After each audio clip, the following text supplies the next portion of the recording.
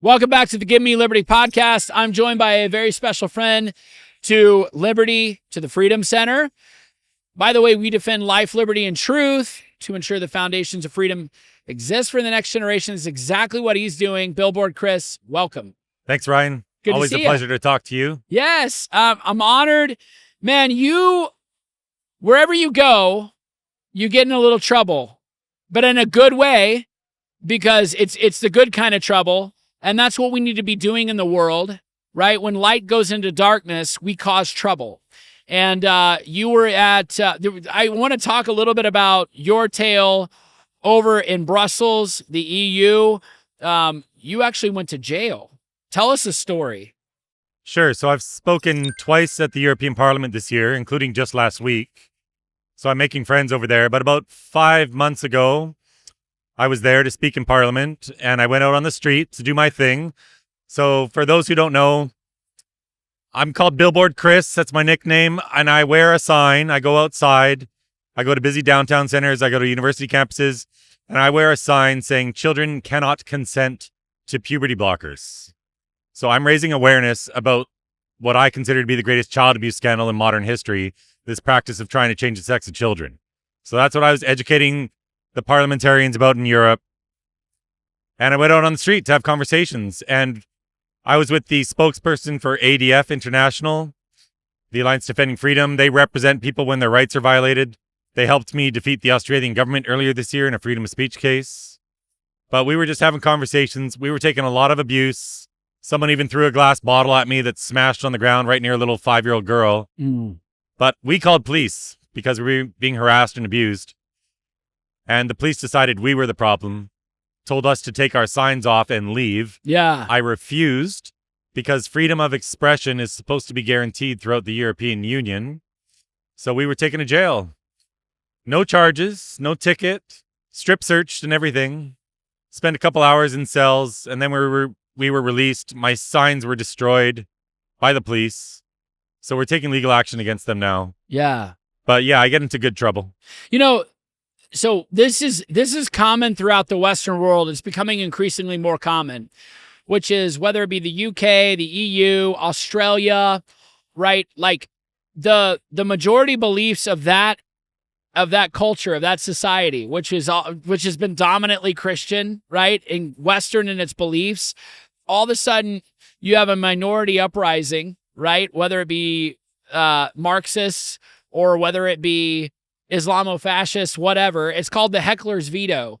Like, you go in, you're speaking the truth, you're standing up for children, for their innocence or whatever, against the trans woke mafia, and all of a sudden the hecklers in the crowd can veto you. They stir up trouble, and then you're the one that gets arrested. And by the way, you go back to the Bible in the New Testament, this is exactly the experience of Peter, James, and John. They're oftentimes arrested for causing trouble, but they were going in and just preaching publicly, and then there was a crowd assemble, a mob, and that mob, rather than the police trying to quell that mob, instead they say, well, you know what? We're just going to arrest Billboard Chris, send him to prison, send him to jail, book him, destroy his signs, and then we've dealt with the problem.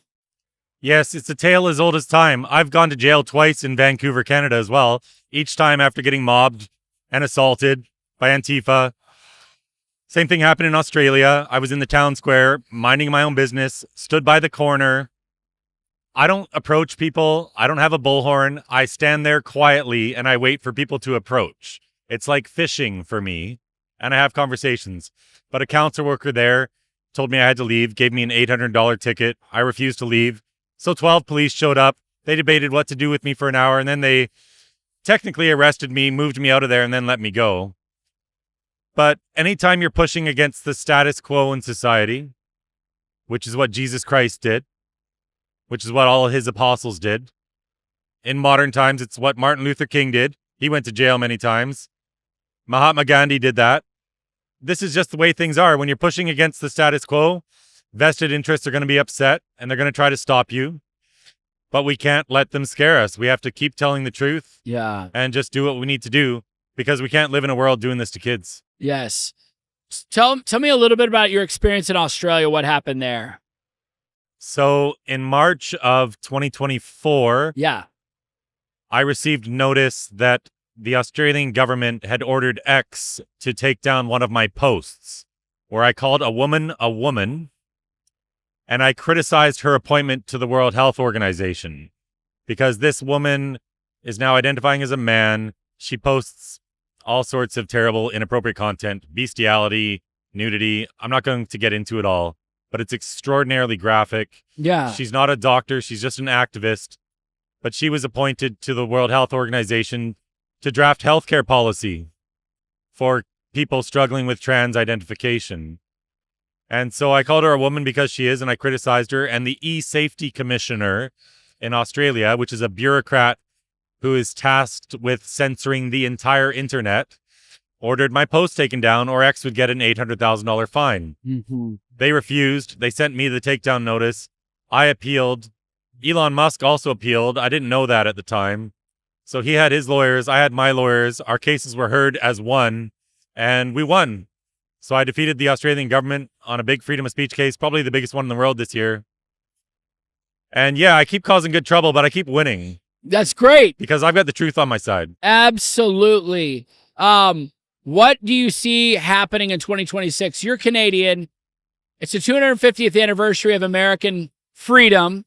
What do you see as most vital for Americans to understand in terms of the threats that are coming at us? Well, the Democrats are the biggest threat because they are controlled by the radical left. The entire left is now controlled by the far left. The moderates have no voice. If they do speak up against any of it, they're canceled. If any of their politicians speak up against the radicals, they won't have their job anymore. So if you look at the rest of the world, in England, they're arresting 30 people every day for mean tweets, not even, sometimes, for memes even. 1,000 people a month are being arrested for social media posts in England. In Europe, I can't even go out on the street in Brussels. In Germany, I have to worry about getting stabbed because Antifa's everywhere.